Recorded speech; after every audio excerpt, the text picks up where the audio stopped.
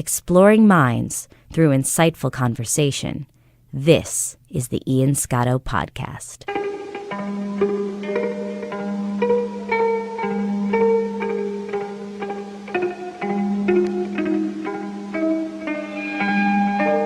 Every so often there comes a man who is able to see the universe in a totally new way, whose vision upsets the very foundations of the world as we know it.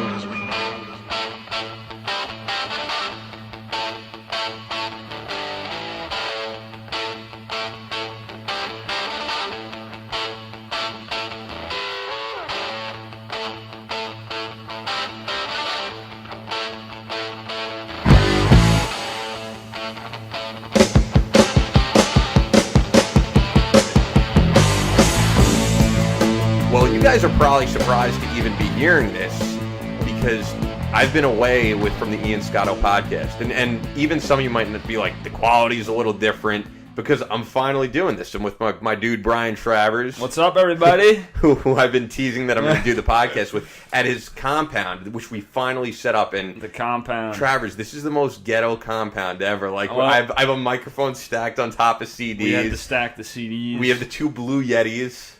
And this took us a long time, dude. 2 hours, 3 hours to set this this up. up. But even on top of that, like, you originally had a microphone. I had to get a microphone, but, like, we're finally doing it. And the first thing that I actually wanted to mention to you, like, when I came to your apartment the first time, I was like, Jesus Christ, it is hot in here, Travers. Mm-hmm. And I figured that your AC was broken or something. And today you're just like, nah, dude, I don't believe in that. What the hell are you talking about? Well, I don't know. I like the heat now, man. I'm just...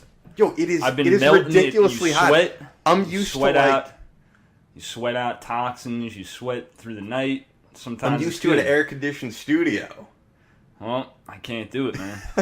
It's not my style. That's too funny, man. So I took out... Here, you got to check that, though. Remember, I took out the air conditioner. Okay. And those maggots in the window, that was pretty nasty. Yeah, this was right when I came in, there were maggots. Like this, like dirt. I don't know if anybody knows about that. That would be crazy. But those like dirt mounds that had little like maggots in right it. under like gross. Little air conditioned units. Yeah, but which wasn't like a little burrow. They found a way in, and they just made like little dirt mounds that were growing. That was nasty. That grossed me. I got the chills from that. That was disgusting. But either way, like I'm so psyched to be doing this. And you know what I was thinking, actually? Once we get everything established, we have to get, like, a photo shoot done. Because I just have the picture of me at everybody SiriusXM. can just laugh at the compound because it's hilarious. The compound is you're on your bed right now. But I think it would be, I feel it's fun, though. We got a good little setup here. We got the real atmosphere going. If we did, like, a real photo shoot, we'd have to have you in, like, your natural habitat, like, on a farm somewhere, tank top on. Just sweaty and working. Trying to work the land, I'll take living my dream. I'll take like pictures on the iPhone after we're done, so that people could actually see how this all works and everything. Yeah. So, people will dig it, dude. Like, it's funny. I think the audience is going to get used to what we're trying to do here, and whenever you're experimenting with something new, there is like a whole process of making everything sound the way it was. And it was like what I had before was an interview show, and the reason I changed this was, Brian and I have known each other since way back, elementary school. And, like, for a little bit, we lost some touch with each other. And running into you again and just talking about different things, I realized, like, we have some great discussions that need to be heard by people. Yeah. Well, when we first ran into each other, it was like, I had no idea that you were into what I was into at that time. Like, all this, stuff that people consider like conspiracy stuff, possibly, but very beyond that too. Just because I'm not a conspiracy theorist, but I think in high school exactly. But I always thought that you had a different mindset than most people. You were always about like raw humanism, as you would say, and all that. It's the best. So what are you up to right now? And also, since the audience may know me but doesn't know you, how would you describe like who you are and what you're up to and all that? Well, I'm still the same. I'm trying to still be the same as I was, But I mean, for people who've never met you, dude. Well, I'm just a guy, just trying to live his life. I'm working. I'm in the schools. I'm working as a teacher assistant. but then it's really the music. You know, Sure. me with the music, that's priority number one. But you eventually want... Trying to be a musician. But you were saying you eventually want to start farming and have your own... Yeah, that's a whole other thing. It's confusing how my brain sorts it all out, but I would love to get to a place where there's sustainability. Sure. So I do things while I'm at the apartment. I'm trying to like make my own stuff, make my own toothpaste or deodorant or whatever it is. This I didn't even know about. Yeah. So and everybody should be doing this stuff. It's great. You're saving money, and it's like more about the sustainability. But I've always loved the countryside. I've always loved that. Here's the thing, though. That whole world is just beautiful to me. So that's where I want to be. You're a guy, though, who I know has always said that, and I've heard other people say this, that like technology is destroying us in some ways and taking us away from our natural environment and all that. Yeah. But you're saying you're creating your own toothpaste and all this stuff.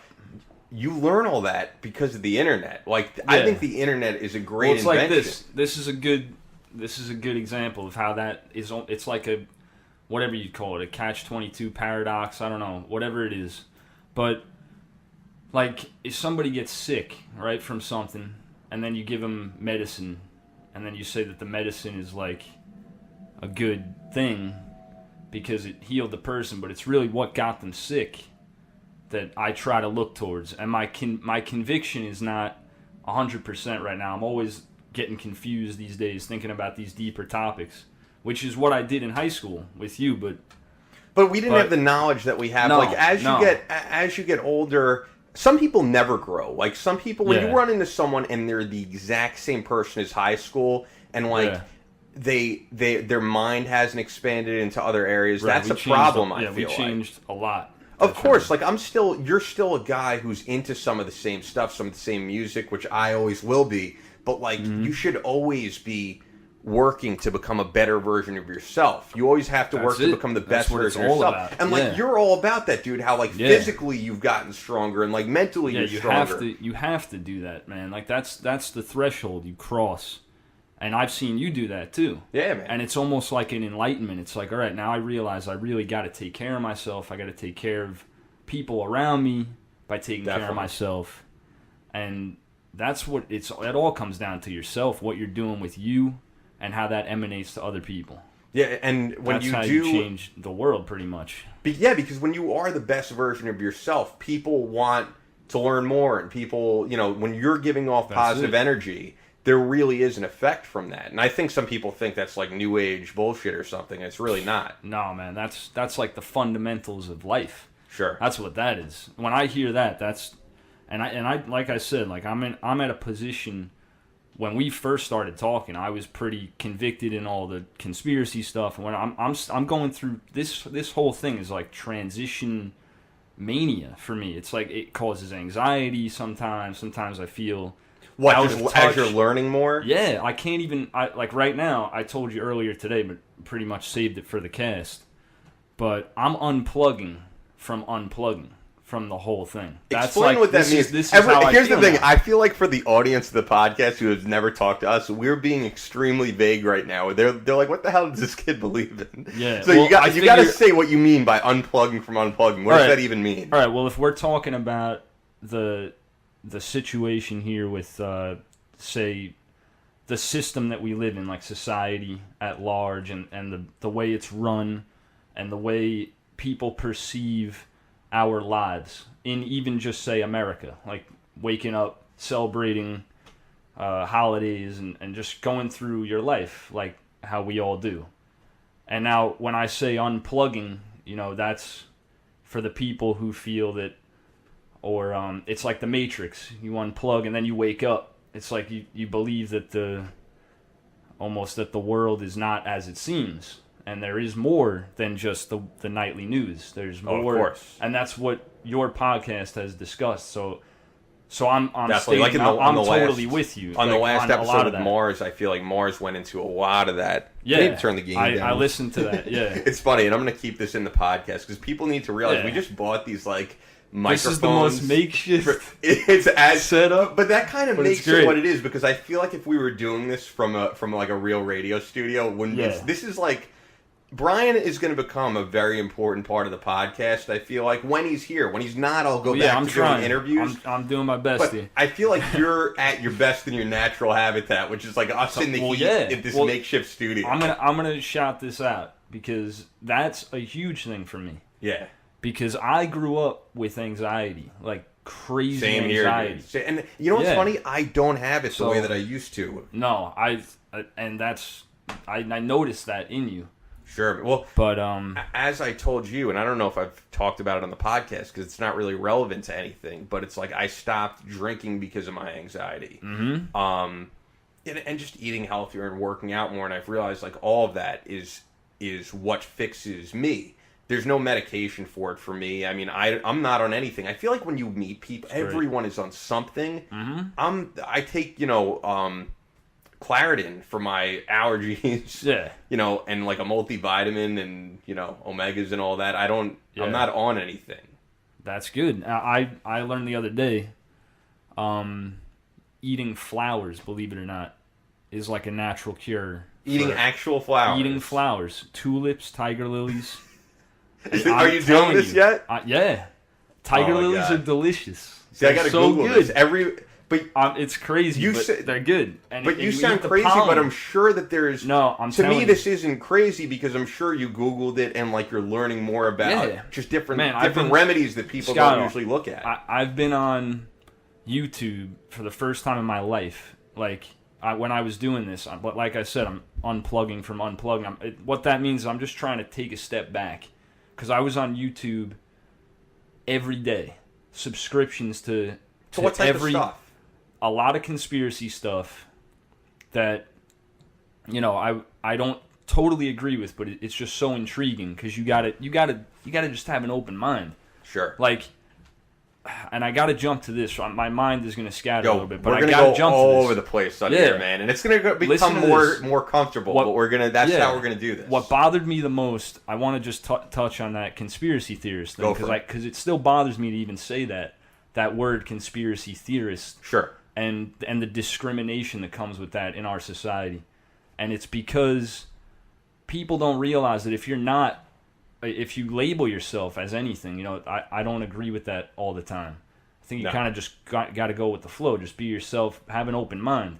But if you're ripping on people because they believe something might be a conspiracy, you're the one who's not right, and you don't have the open mind. See, there's the people who don't want to look at anything that's alternative to the media. We've talked about this personally. The people who just believe whatever's in the media. And I was like that. But that's what bothers me. But then there's the other people. I was a lot like that. There's the other people, though, where everything has to be a conspiracy. Exactly. And nothing could be the way it seems. And sometimes things are the way they seem, but other times there's a lot more going on in the system. That's what happened to me for a couple of weeks, I'll admit. Like, once I felt like something was a conspiracy, and I really, really 100% convictedly felt that way, it changed me into that other extreme for a little while. Sure. The Alex and I Jones was like, holy world. Smokes. Yeah, pretty much, the Alex Jones world.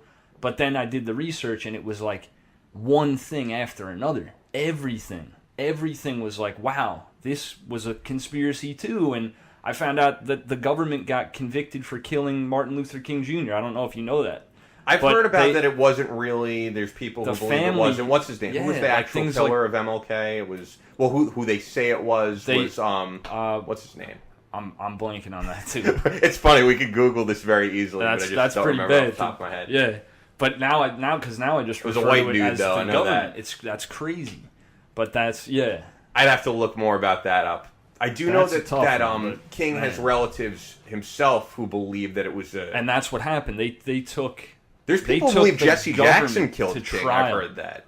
Wow, yeah. Well, it's got on. You can Wikipedia this. This is all over the internet. But the family can accuse the government as like a general entity or something. I think King was conspiring and killing King, and they won the trial. King was definitely feared by the government because he was bringing people together without government.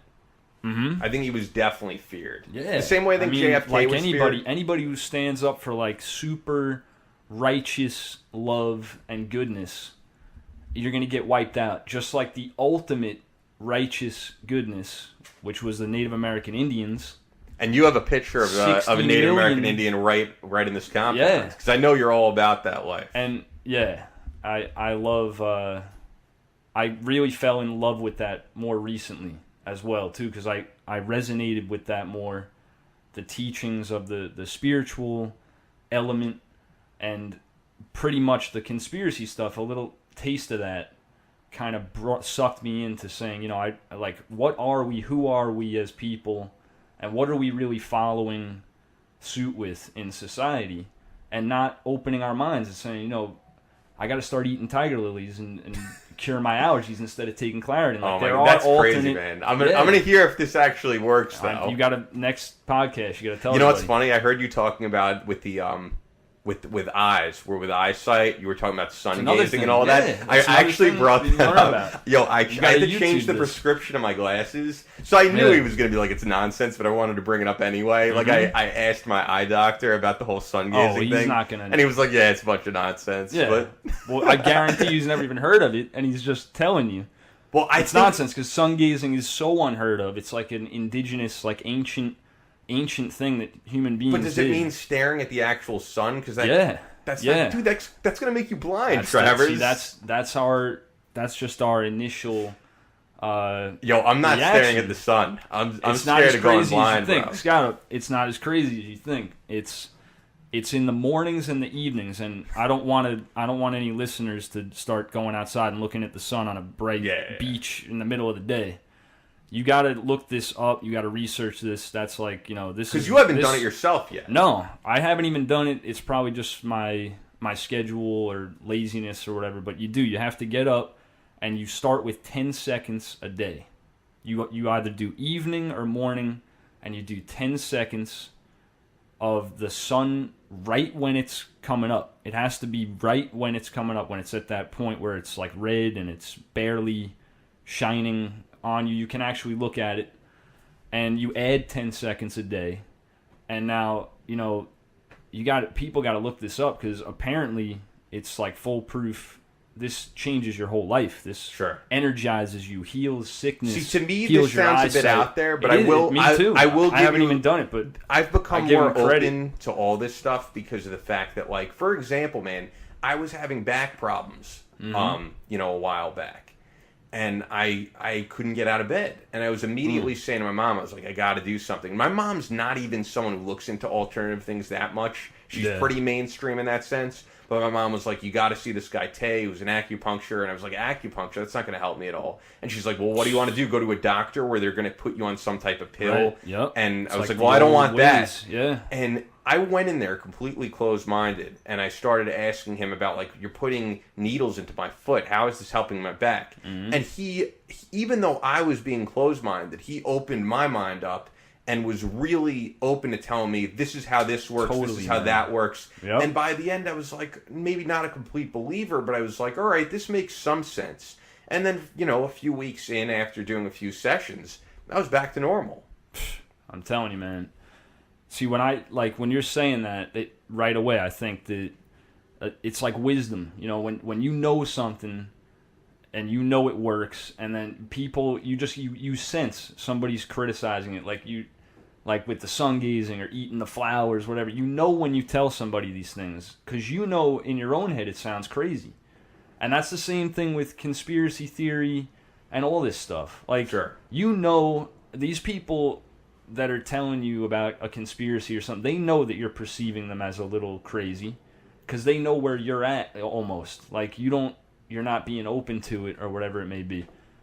And that's. But a lot of things. Yeah, acupuncture, man. That's a lot of things that definitely aren't conspiracy are perceived as conspiracy because of how crazy they sound. That's the problem. There's a lot of factual crazy things going on in government, you know, about our borders, about our currency, that are absolute fact. Man, but because they're not reported by the media, like, people will automatically say, how come I don't hear this on Fox News or CNN or whatever? Because they don't report on everything. They sensationalize stories. Like, all we've been hearing about the past few weeks in mainstream media is George Zimmerman, Trayvon Martin, which I'd actually like to get into. And I know nothing about it. Really? Zero. See, here's the thing. I'm not watching the news ever again. I'm not someone who's into these I can't do it. these sensationalized cases.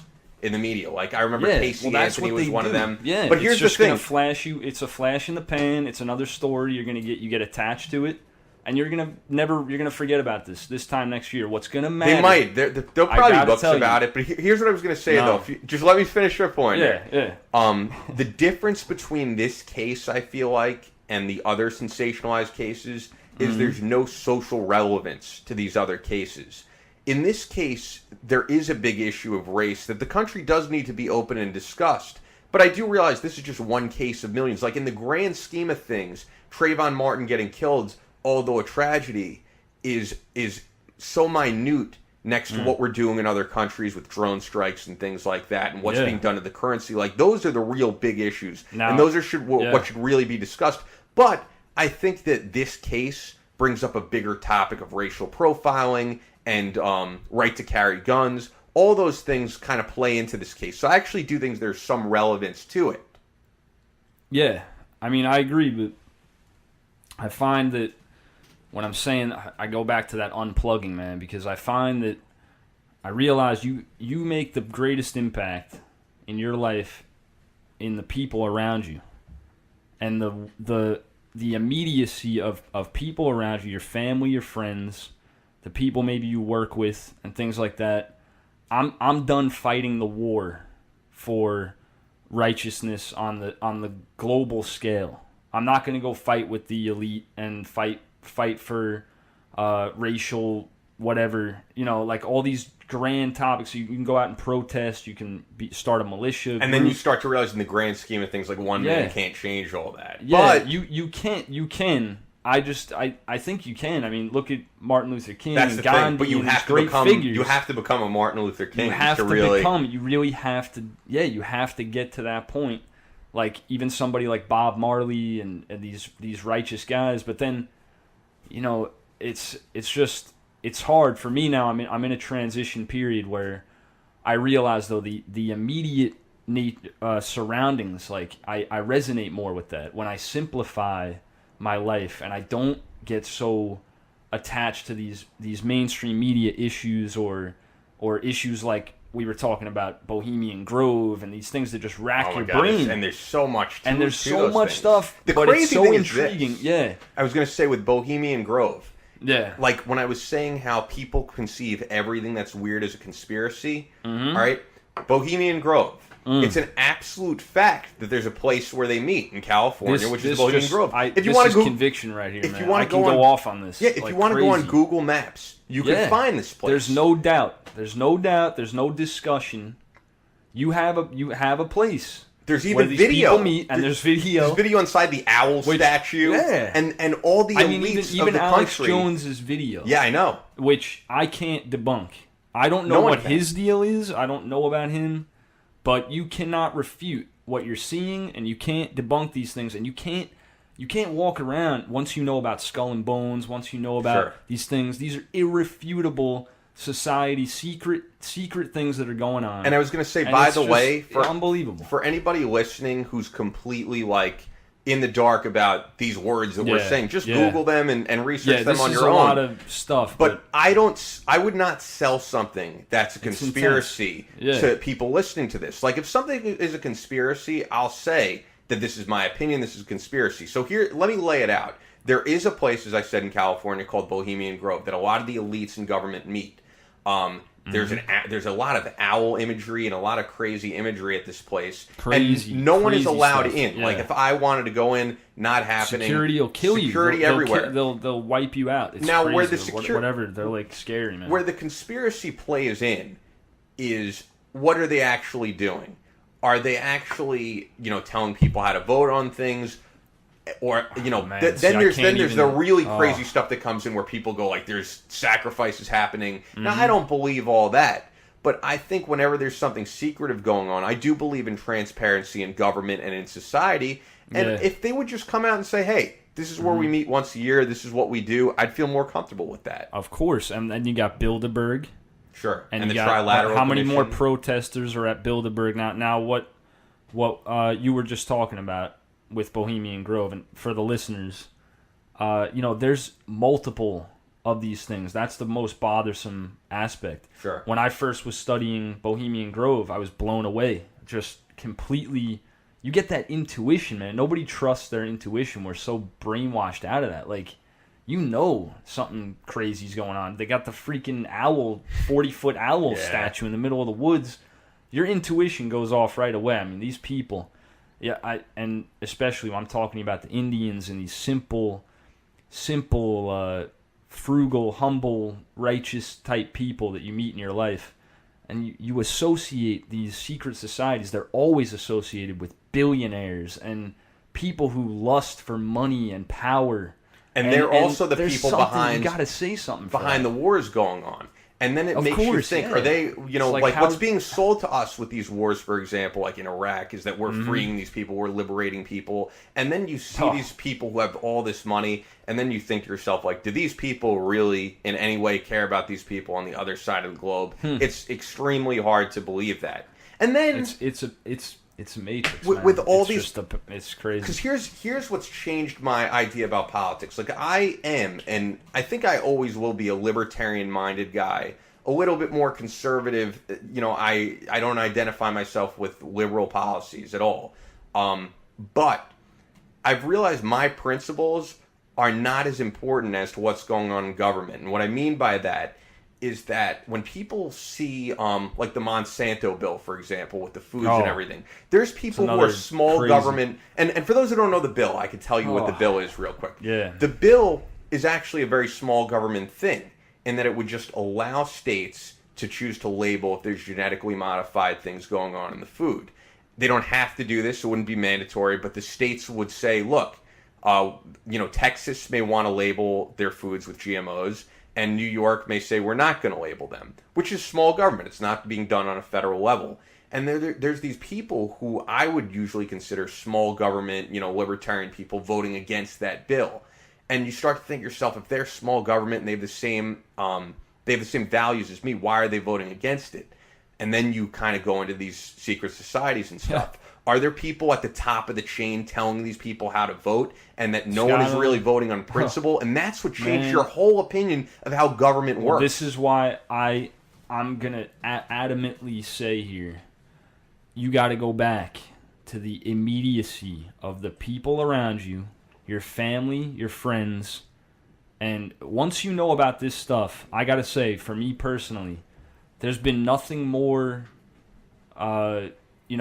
miraculous feeling, great feeling in my life than just like going out on my skateboard in the day and getting away from this, because this whole thing is an illusion. Sure, it is an illusion, because it's a manifestation of their power, their control, turning everybody into consumers instead of just human beings. And you don't. It goes to every one of those levels, every single one of those levels. Like, you don't even see it when you're watching TV and you're getting the commercials thrown in your face, and you're just becoming part of a system. Whether you like that system or not, whether you support it or not, I'm not going to argue that. But you have to understand who you really are before you walk into that system. But I think more and more people are waking up, because it's like, more people are exercising, which is important. Yeah. More people are, I think we were all raised on like Coca-Cola and these sugary cereals and all that, which, it's not even sugar anymore. It's high fructose corn syrup, which is worse for you. Yep. And I think more and more people are waking up to like, this is not how we're supposed to live. This is not how we're supposed to eat. So I do think there is an awakening, especially with our generation. There is, and that's what was motivating me before I'm unplugging, kind of, which doesn't mean I'm breaking away completely, but that was important to me, is seeing how many people are waking up. And it's like, I don't like using that term even anymore, waking up. I don't like using it because I feel like you're awake. You're always awake. You always know who you are inside. Sure. You're not in touch with it yet. It's not like you're just not, and you're not, because these people have anxiety. They're suffering. They're having panic attacks, and they're taking medication and whatever. And then they know something's wrong in their heart. You know what I'm saying? Well, yes, I do. And here's the crazy thing. when you meet people a lot of the time who, as you don't want to use the term awake, but let's just say who aren't open to new ideas. And these terms, yes. I can't do it anymore. Okay, it's not but people totally who aren't right, but I understand closed-minded people who have these same problems you're talking about. Yeah. They have anxiety, they have obesity, they have any type of condition. Sometimes you tell these people, you should start getting on an exercise regimen. You should start taking these vitamins, things like that. If you can't sleep, take something natural like melatonin. And there's these people who aren't even open to these natural ideas. They automatically want to go to the doctor and get some type of pill for every problem they have. Every single problem, they want to take a pill. And it's like, then you become an addict, and then it leads to all different types of things. And I actually talked to this about the acupuncturist I went to, about how with his acupuncture, he's helping some of these people out who went on the medication, and it led to them some type of sexual dysfunction or some type of allergy or, of course. And you need to have a natural remedy. And then you'll take another medication to fix that. You don't ever get to the root. And the root is just beautiful wisdom and freedom. That's what it always. You need the wisdom. That's the problem with our society. There is no wisdom. Why do you think there are people who are so closed-minded to doing something that could do no harm, like going for a run or something that could help you, and they'll say that's not going to help me. It's programming. I need to be on a pill. It's just programming. You are born and raised. If you grow up in a family where your mother and father tell you every day some form of conditioning, how to be a certain way, or something as simple as how to talk to women, how to talk to girls. Son, you have to do this to talk to girls. It's a conditioning. So he's going to act on that if he can't think for himself. And what he might be being told is going to backfire on him because it's not right. The problem is wisdom is gone. We wiped out the wise. They wipe out the wise. We came here and we killed all these wise people. And indigenous cultures in general have always been very wise. They've always been very in touch with human emotion, human spirituality, and what really matters to the human being. Now look at us. We sit in office buildings all day in cubicles with shoes on, and clothes, and all these things, and the grass outside that's trying to grow through the pavement can't even get through because this whole illusion that they created over Mother Nature. I mean, you have to sit back one day, just sit on the couch and just say, what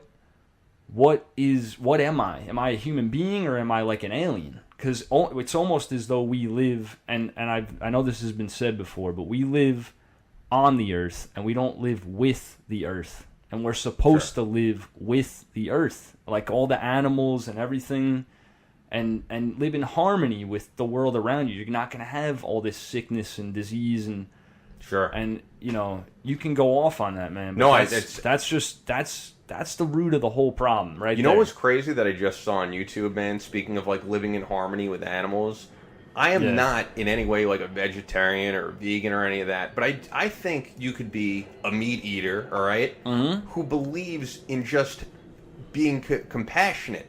I don't think hunters, for example, are incompassionate people. I would love to go hunting. I've never done it before. Like they just go out there, they shoot. There's no torture going on of animals. And I saw this video on YouTube, and it's one of these videos that PETA probably uncovered. But if you're just a person of compassion, it's like this is where we're getting our food from. Of people who are working in a slaughterhouse, like stomping on cows. Oh, it's totally punching them in the face. And that's another thing, and another form of conditioning. Yeah, because you're working at a job, you start to assimilate to the job.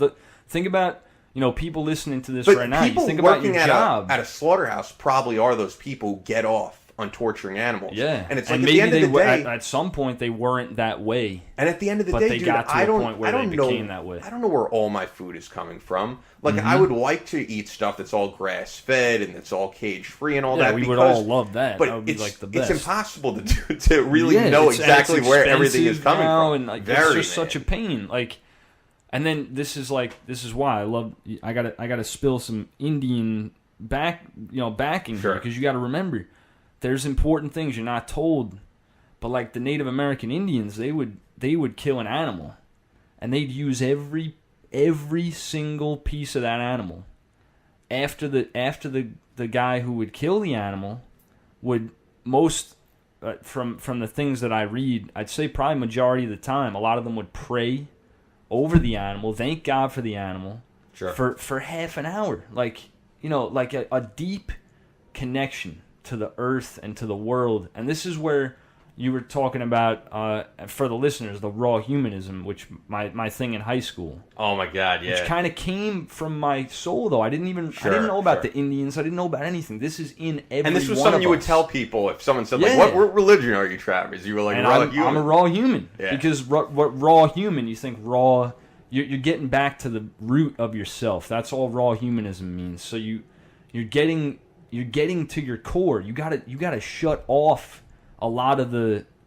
brainwashing, a lot of the conditioning. You have to be able to almost label and acknowledge what's happened to you as a human being, because when you're a child, you're so much more in touch with yourself, and then all the conditioning is coming from the external world.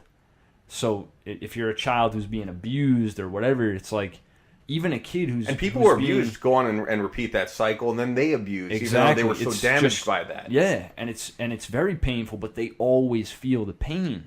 And that's, you can look up these serial killers, anything, all these people, they always know, and they feel the pain of that association of themselves to a form of corruption or degradation of their spirit, and it aches them, it kills them. Going back to the animals thing, though, it makes me think, like, what we're saying about being a compassionate person, but still having no problem with, if things are done in a humane way. Someone like Intrinsic, who I had on the podcast, would say, that's why you have to become a raw food vegan. I am definitely not going to do that. No, it's too intense. But the thing is, it's like the conspiracy theorist. It would be the way, like though. But that would be the way to make sure that you don't, that nothing on your behalf, nothing that you're supporting is going towards, killing animals in an inhumane way.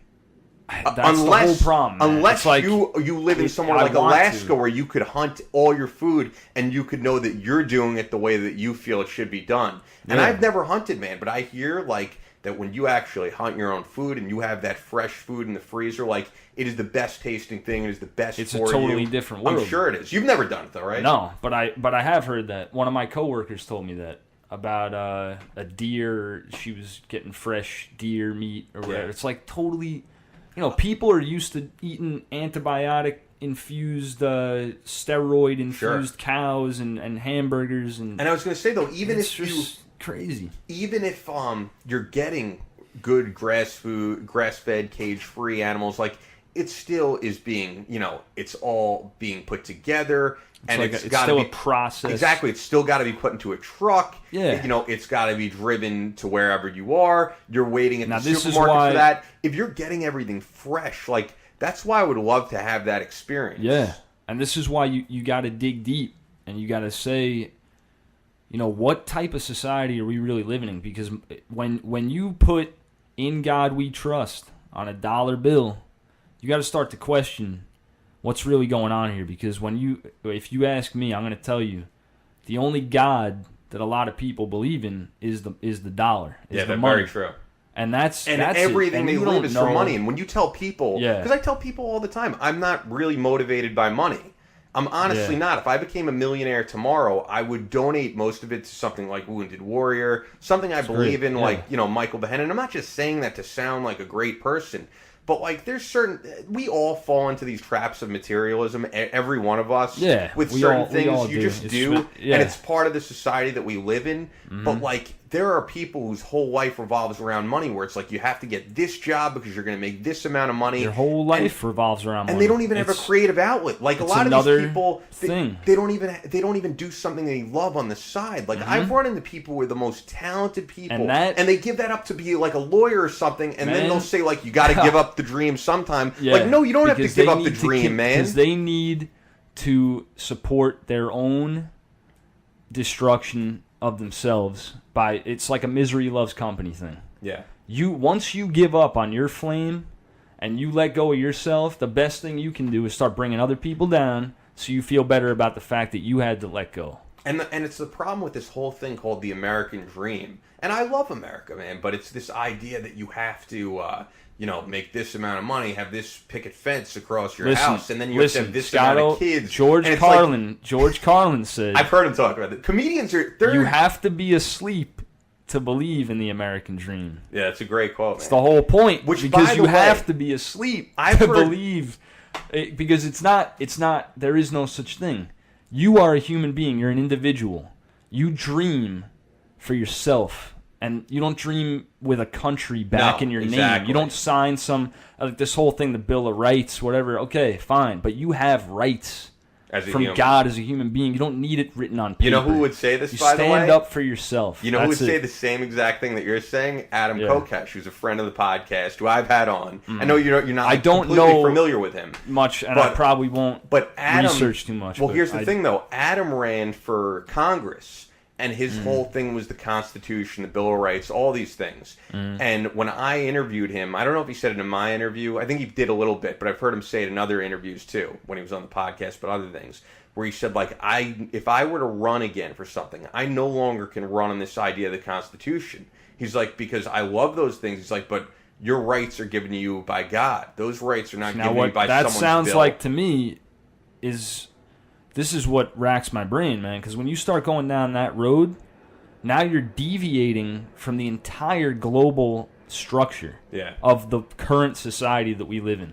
And I'll try to explain that, but like what he's saying there is pretty legitimate, what that sounds like to me, because once you really, really, really start opening your mind and you start feeling like a human being and you're like, wow, I want to be free. I don't want to drive in my car and have traffic lights taking pictures of me and Big Brother smiling at me all day. I don't need that. And if you're a believer in the Constitution, which I am, even though I do give credit to those ideas, none of that is in the Constitution, man. Like all that's if you're a believer in the Constitution, ridiculous. We do have a problem with cameras following us everywhere and lights following us. Of course, I mean, if you want to refute that there's a problem going on, you're completely lost. But I will say, it's how we handle it. That's the thing. It's like, how do we get away? Yeah. But even though I'm a believer in small government, and I do have a problem with government taking these rights away, there are certain comfortabilities that come with certain things. And I'll give you an example here.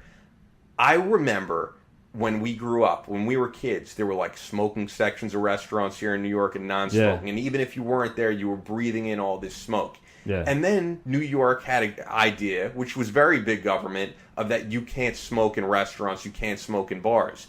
And I was like, this is kind of crazy. You can't even smoke in a bar. I never even smoked, but I was just like, you're going to take away someone's right to smoke in a bar. But I've gotten so used to this that I love the fact that I can go into a bar and not come out smelling like smoke. I hate coming out smelling like smoke. But at the end of the day, you are taking someone else's liberty away. What do you think of a law like that? Well, this is... Wow. Yeah, I mean, well... Because you don't appreciate going into a public place and having to have that smoke, but you're taking away that person's freedom to do what they want. Yeah, well, this is the problem. This is the whole, like you just said, Kokesh walking away from the Constitution. I mean, the whole system in general produces and just generates constantly, day by day, what the type of thing you're talking about. Just total, like, problematic situations involving liberty and freedom and whatever. And it's not even freedom. It really isn't ever freedom. Because, I mean, it's like, okay, you root back, like the Native Americans, they used tobacco, they smoked. Sure. And all these indigenous cultures smoked, that they were free. And they were also out in the open, though. They weren't in a closed room. When you're in a closed room with other people smoking and you're a non-smoker, it is the most annoying thing. And here's the thing. I do have a fundamental problem with smoking in that I think it's horrible for your health. I think it's a burden on the healthcare system. Yeah. But at the end of the day, man, I believe too much in people's personal liberty to just take their cigarettes away just because it's not something I like.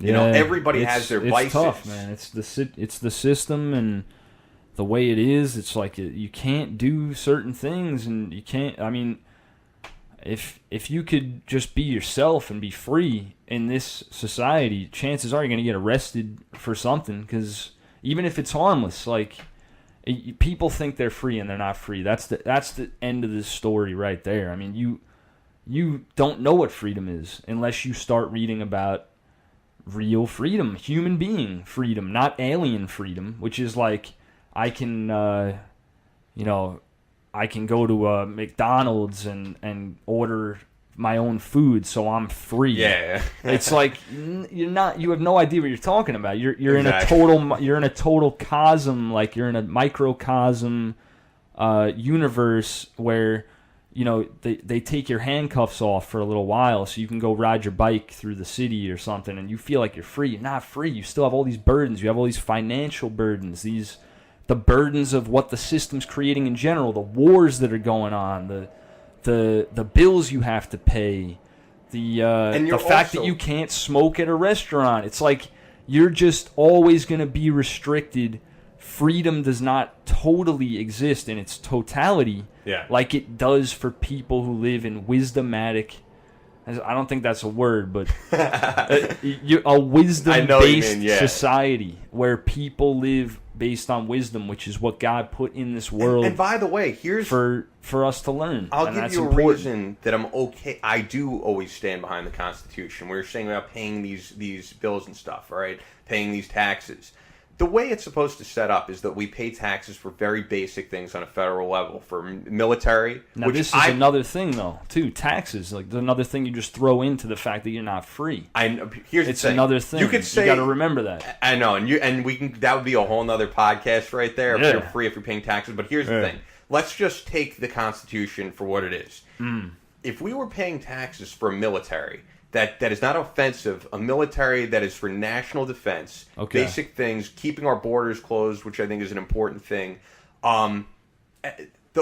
That's basically one of the only things, post office you could throw in there. Yeah. Those are the things that are laid out in the Constitution. And then at the state level, you could have state-run schools and state-run... Now, you can't have that with the way our society is structured. But that's the way it was supposed to be, that everything is done on a more local level. And if there was more oversight, that I knew where every tax dollar was going to, even though you're not completely free if you're paying taxes, I would say, all right, that's fine. But my taxes and your taxes and everyone's go to wars that I don't agree with, go to funding countries that I don't agree with. This is the fundamental and we're arming people who are opponents of this country. Now, but this is the fundamental reason why there is even a national defense anyway, that there is even an army. So when you're saying it, of course that would be like a beautiful thing if we just had national security and everything was cool. It's like very, we got to be theoretical with that and say that would be great. But the point of the system, depending on your perspective, but where I stand right now with what I've been researching is pretty much this this global move towards like a George Orwellian 1984 type of world, and I can't see how you can even produce a world where there are armies and wars and things like this without that being the end all result, because a world that's based on love and wisdom does not produce itself in a realm of empires versus empires, like Star Wars. And like, here's the thing. It's not about that unless there's a power-hungry vision. But you need to have that power-hungry vision. And you're kind of admitting this with what you're saying. We're never going to transform the world to that place. Like, we've already gone so far. Unless and the love government is only... can reestablish in a greater scale, which at general, the end of the day, it always wins anyway. In general, everything is expanding. Government is expanding. And if the government was doing the things they're doing today 10 years ago, people would go, hell no, like, I'm not allowing that. But we're being conditioned. Like, even through Facebook, you're giving away so much information. They know how to get you easily. It's like, crazy. We're allowing the government to do more. So here's the thing. It makes you think, like, these discussions that we have about having a more free society, having a more oversight over things, like, are these discussions that take place on talk radio and all that even worth anything at the end of the day? No. They are so why do we worth do nothing. this? Do we do this just to unplug from the Matrix and realize there are other enlightened people? This is good because I think... What's the good of it? That's the thing. That's the inner struggle. Is like, what's the good of talking about this? Why not just be a prisoner in the Matrix? Bothers me. Scott, I'm going to tell you right now, the most bothersome thing to me ever is listening to Alex Jones and all these people talk about what are we gonna do? We're gonna bring these people down, whatever their feeling is about the global elite and the nonsense, whatever. And no one talks about that fundamental, most important thing, which is getting to the simplicity, understanding the type of simplicity of something like Buddhism, Jesus Christ himself, the things he said. Sure. Any sage wisdom. Just why are these people not talking about these sages? Because and at not the end of the talking day, about Native American Indians and things. They don't care about the most important, most fundamental thing. The people is to you're get back to mentioning, that. all of them, like whether you're talking about a conspiracy theorist commentator or a conservative commentator or any of them, they all have their own agenda. They do. That's why. Because they're going to feed on your fear, and they're going to make money off you, and that's why... Which, by the way, I'll give a shout-out right now. That's why I feel like the only... And I work on radio shows that I love, so I'm not saying any negative thing towards them. But personally, like in my own free time, I've been listening more and more to the Joe Rogan podcast because I feel like... And he inspires this podcast. I'll say it straight up. I like the guy, and he inspired me to do my own thing, which is cool. Yeah. Even though I think what we do is a little different. But Joe is one of the few guys, I feel like, who is really open to talking about anything. He's not trying to sell a conspiracy agenda or any type of agenda. And now that's like you just said. And what by are the we way, doing? He's a comedian. You mentioned George Carlin. I feel like a lot of comedians, I mean, some of them are just dumb, but there's a lot of great comedians who say some of the most insightful things that you're not going to hear on the news. Did you listen to Bill Hicks? Have you listened to Bill Hicks? Was amazing. See, he was great. He's another great. one. And that's where you're making the impact, though. It's not the fear, in the culture, fear-mongering and the let's talk about Bilderbergs and Bohemian Grove and whatever. Like, what are we going to do? It's about how are you going to wake people up to who they really are and the love that you are and, like, what you really want out of your life. You obviously want it. You don't want to have anxiety. You don't want to be eating your GMO cereal every morning and not even know what it is, and it's causing you so much pain. And that job and all the money in the world is not going to make that anxiety go away. That's the most deceitful thing you can ever experience. Is way more important than all that. Like, you have to be sustainable.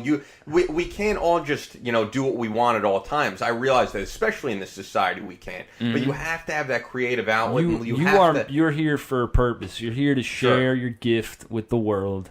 You've been given something that is invaluable and eternal, and it's going to be there forever, and that's who you are. And people it's not their fault, their condition, their program, whatever, but you just need a little kick sometimes. Somebody just wake you up a little bit and say, and it's going to make your heart go nuts. Like, it just resonates with you. You know what you have, and you want to be that thing. And when you give yourself a chance to even dream for a minute and say, maybe I could be the singer I want to be or the artist I want to be, how that makes you feel, that's you. That's not that. This is the system telling. The system tells you it's you. You're not the system. And by the way, you're not part of the system. These things that you love, that are your creative passions, I feel like they don't have to be your job. They don't have to be what makes you money. No. You could be stuck, honestly, at a job you hate because you need to support your family. Maybe you have kids. Maybe you have a wife, and maybe, like, out of responsibility in this society, you need to have that job. Of course. And how many people have to do that? It's like 90% of us. We have to do that. We know we have to do that. I like what I do for the most extent, but that's me to some extent. I don't want to be in a radio studio every day, answering phone calls, all that stuff. I like where I work, but here's the thing. You have to have some creative passion in your life. Because and just that's something what that we makes are, you man. escape That's from the matrix. You have to exercise, you have to eat right, all that stuff. Like, here's the thing. I've done music in the past, I've done radio shows, and I'm doing this. When I go for like a month, which I have without doing any sort of creative thing in my life or learning something new, something is missing in my life. I need to have that thing. If my day is just a daily routine of going to work, eating and blah, blah, blah, and all that monotonous bullshit, I'm not living a fulfilled life. No matter how much money you're making or any of that. It's clear as day. You take any animal, put him in a cage, put them on a treadmill, whatever they call it for the hamsters. You got them running in a wheel. What do you think's going to happen to you? You're accepting. You're a human being. You can either accept this in your heart or not. You can say, I'm going to the cubicle. I'm making $100,000 a year. I fulfilled every dream that the system ever told me to fulfill. And you're so unhappy. You don't even see it yet. but you know you're unhappy. But you got that money, you got everything, you're good to go. And you could You're tell just some on of the them. hamster wheel, man. You That's said all to it is. me, man, like when we were talking about this, because you see me come home from the city on, the LIRR and all that stuff. Yeah. And you said to me, you were like, just look around at these people. You have man. to look around. It's Everybody, so you got to look around at people. And you can man. tell That's some the of these most important thing. Some of these guys who are the big stockbrokers, who were in like the Brooks Brothers suits and all that. They like got- they're oh, in my they're in goodness. horrible shape. Yeah. They look miserable. You They're not can living. see- I may be way worse off than those people and living paycheck to paycheck and all that, and I'm still trying to like do more with my life. I'm always trying to do more, but I know in my heart I'm living a way more fulfilling life than these people who are quote unquote successful. Of course, and that's why me and you were sitting on a podcast right now. Yeah. Because what happens is by nature, you need to resonate that. You need to emanate that to these people because they're not going to do it. They're sad. They're unhappy. They need to be lifted up. And that's the whole point. That's the whole secret right there, is that the people who know what's going on, and you're talking about creativity, obviously, look around you. There's creativity happening. You are a creation. You don't think you think a tree just came out of nowhere. This is creativity. You are part of this creative universe, and creativity is the core of yourself. You are a creation. The world, the universe, everything is a creation. It's a representation of something. As we're wrapping up now, I got to say the funniest thing. Before we started this podcast, one of the things I said to Travers was, because this is the first thing, and people are like, well, people are probably blown away by how ridiculous this is. They might love it, they might hate it. I don't know. Yeah. I mean, I like doing it. I hope it people fulfills like me this, but creatively we'll see. just to do this and talk with you. But the funny thing I wanted to say was this. Before we good. started the podcast, I said to Brian, I was like, dude, don't feel the need to like get so deep. We can talk about whatever we want. Yeah, If but it doesn't you know get what? deep, that's fine. And Brian was like, No but way. I am deep, man. It's gonna go there. He Yeah. was like, I don't need to force it. It's gonna go there. And like, it always goes there, man. Because it always goes Scotto, there. I want to add this to that because I want to say people are so far from reality that reality is considered deep. Yeah.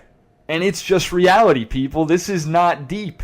This is who we really are. We're not supposed to sit at dinner tables and talk about football and and small that whole talk. idea of don't talk about religion, don't talk about politics. Yeah, Why? because you people, can't even people handle are it. so immature that they can't even hear someone with a different perspective. Right. That's the problem. Now, the problem is we have so much anxiety and we have so many problems going on. All we want to do is, small talk with your coworker and get home. Yeah. And just get back to yourself and deal with the day and go to bed and wake up and go back and do the same thing tomorrow. Now, being deep, it's not so deep when you're just real because it's life. Sure. You're just dealing with life. And people, indigenous cultures, go back to the Indians, whatever, like this. You think, what did these people talk about? What did they sit around campfires and talk about? Did they talk Yankee about game, the Travis? Yankee game? And yeah. And the weather. You can almost feel how far away we are from things that really make you feel good. They didn't talk really about what good. Justin Bieber was wearing at the Heat game. No, I don't think so. I hope not. All right, man. Well, could you believe we've gone an hour here, Travers? So this was good. This is the first podcast with Brian. I believe this is episode 8. I'm gonna have to overlook that, and we'll see all when I put it up. But the podcasts from now on are going to be like this. Every Monday we're going to put them up, but I'm doing this whenever Brian is free to do them because these are just great conversations, and I think people who think like us, who are on the same wavelength, are going to get something out of it. And now I'm just getting comfortable here. I've never done this before, so I don't know. I think this was I'm awesome trying for to a do first the time, best dude. I can do. Yeah. For a first time, like I think you couldn't have asked for better from you, man. I appreciate it. And I'm really looking forward to doing more. Having me on it, man. No This problem. is great It was a natural thing. It was just a natural thing to have you on here. And then the weeks where you can't come on, I'll do those interviews because there'll be weeks you'll be visiting farms as you've been doing. Yo, you want to hear? Yep. You want to hear who I want to do the next interview with? Yeah. This is going to be crazy, and we'll see if I do it down the line. But I figure I'll tell the audience. I get into all different weird pop culture stuff. I'm not someone who's always looking up conspiracies. I like fun stuff just like anyone else. And I rewatched the Milli Vanilli Behind the Music. You know, you remember Milli Vanilli. You know Yeah, who they are. yeah. The whole thing Well, about how it was these yeah. two guys who were lip syncing, and it was, you know. So the real Milli Vanilli, they went by the real Milli Vanilli, put out an album of the real singers who sung like Girl, You Know It's True and Blame It on the Rain and stuff. Okay. And they have a Facebook page, they have a Twitter. I was thinking, how cool would it be to interview one of the original that's Milli great. Vanilli people? Like, imagine seeing yourself on TV and hearing yourself on the radio, but you're not the one being presented as the artist, and like, you can't even tell your friends that's really me because the record label needs to portray that it's these two freaking guys. Yeah, that's pretty crazy. That'll be a good interview, right? That's going to be good stuff. So You I got to think- listen I think- in on that. And That's they're just, good. And they're just like, you know, they're nobody That's now. great. They're not big names, so it's like I could just probably hit them up on Twitter and be like, "You want to come on?" I think that'd be a fun interview. So one of Absolutely, these that's weeks when good. you're not here, I'll do that. But when you are here, we're going to continue to do these live from the Travers Oh, compound. definitely. And I mean, we got the wisdom to share, man. We got the real, like, we got good stuff. definitely, This dude. is good. You know, we'll find out more about eating flowers and healthy ways of living, and you know what's I got a funny, lot by with the way? that, man. That's what I'm learning a lot about. So anybody wants to, you know, You know what I was going to say, though? I remember how I said we got to do a photo shoot. You know, we got to, like, keep branding this thing, I feel like. yeah, And we will. But I was thinking, I'll like, put some more posters up. yeah, we'll do something cool. But I was thinking, does Brittany Forgione, who does the voice, like, need to Mm-hmm. change it? But the intro is her saying, exploring minds through insightful conversation. This is the Ian Scotto podcast. That doesn't really need to be changed. I think that's great. that when I describes it heard that perfectly. was great. Yeah, man. So keep tuning in, everybody. Every week, every Monday, we'll have these up on the Facebook, facebook.com, Ian Scotto Podcast, the Instagram, Ian Scotto Podcast, and on Twitter, @Scotto Podcast. Signing off.